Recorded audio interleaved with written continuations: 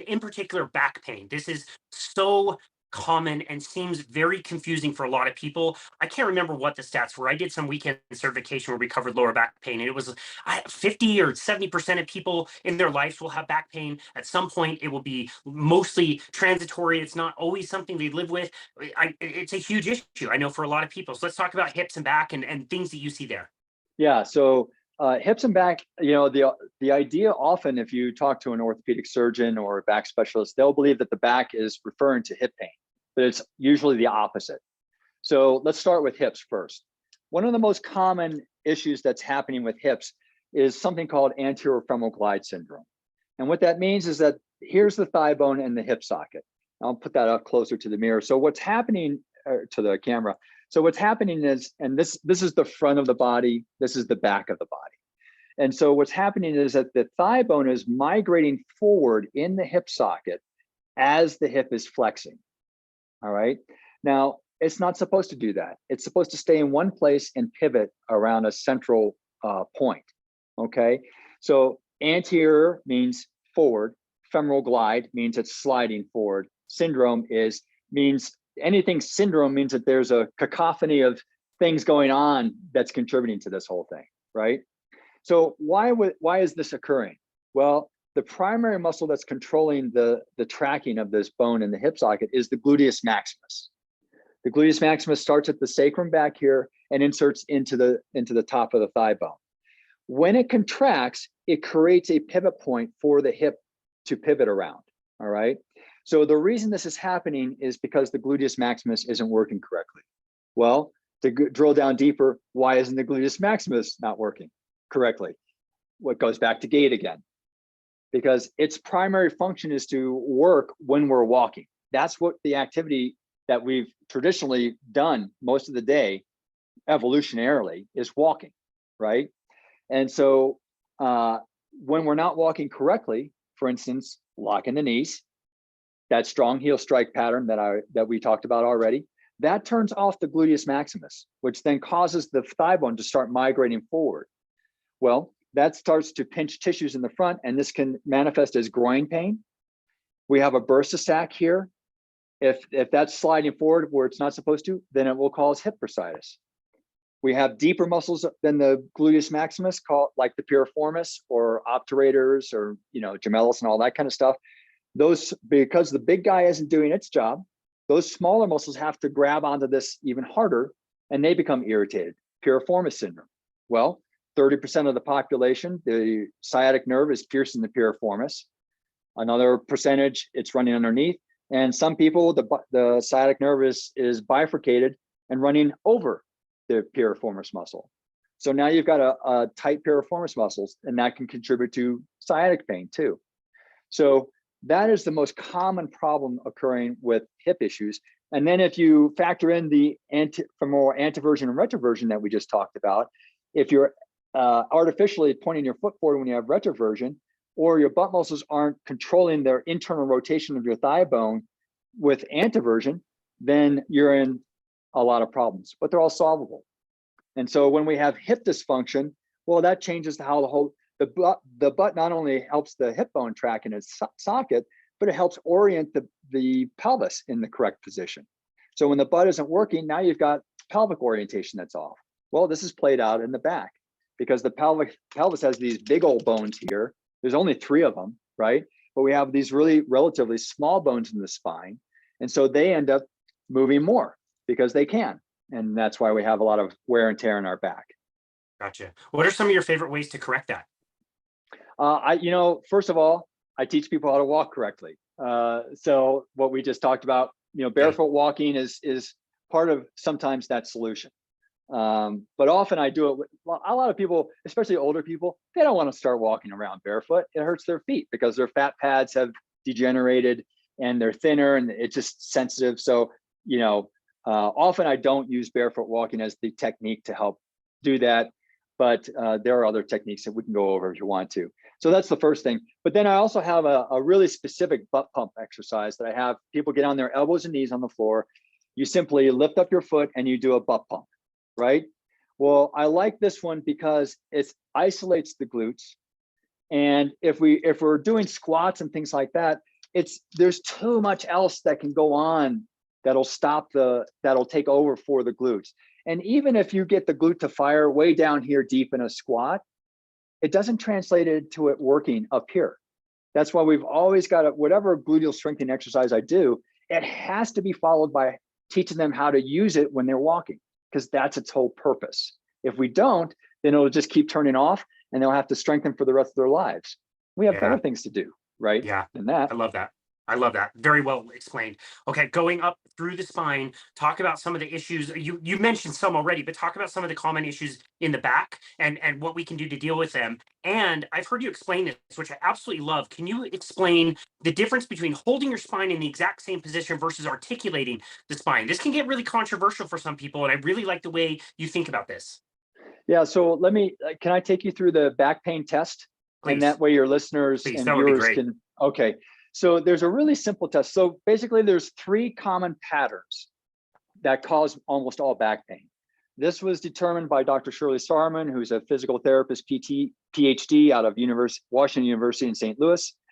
This coincides with Thomas Myers' anatomy trains, superhighways of fascia that are running through the body. And then also Thomas Hanna's neurological approach to solving pain. He identified the same 3 patterns that these other 2 researchers have found too. 3 different researchers in 3 different areas of medicine finding Amazing. the same 3 patterns that are causing almost all back pain. So we think this might be okay. This is decent. You know, it's a clue that we might be on the right track. Okay, good. So anyway, what they really didn't talk about though was why those 3 patterns occur. And so that's what I've been researching for these past 20, 25 years. So we're going to go over the first pattern. And this is the most common one for almost everyone listening. So if you just lie down on the floor with your legs straight, and on the floor is better than something soft because a firmer surface gives you more feedback. So lie down on your back with your legs straight. And if you just can't get down on the floor, that's okay. Do it on the couch, do it on your bed, but just lie down with your legs straight.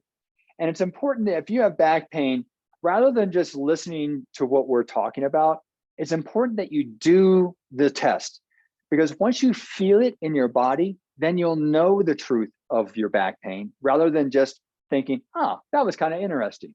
I want you to walk away from this knowing something about you, okay? So we're lying on your back with your legs straight like this. You can put your hand underneath your low back if you want and feel how much it's arching off the floor and feel how your back feels in this position. Now, we've been there for about 30 seconds now. So what I want you to do is now bend your knees so your feet are flat on the floor. And if you don't feel a change in your back discomfort, then hug your knees to your chest and with your arms and hold them there and feel if your back feels better like that. So one of these 2 positions, either legs straight or knees bent, will feel better for your back. 99% of the people listening will say their back feels better when their knees are bent. All right. And they'll notice, especially if they put their hand underneath their low back while they've been doing this, they'll notice, oh yeah, my back's flatter. That's why it's feeling better. And when my legs are straight, my back is more arched. Okay, so we've got one piece of your back pain puzzle. Let's look at the second piece. So now I'm going to ask everyone to stand up and listen to the rest of this podcast. And just stand there normally. And what I'd like you to notice is probably within a minute or 2, you're going to notice that your knees will start to lock backwards if they're not locked backwards already. So, or you're going to shift to one leg and lock that knee. All right. So what is that doing?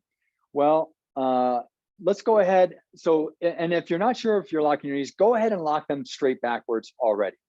Feel what just happened to your back. And if you're not sure, now unlock your knees. All right. Feel what just happened to your back. If you're still not sure, lock them one more time. And you'll feel that when your knees are locked, your back arches more. Okay.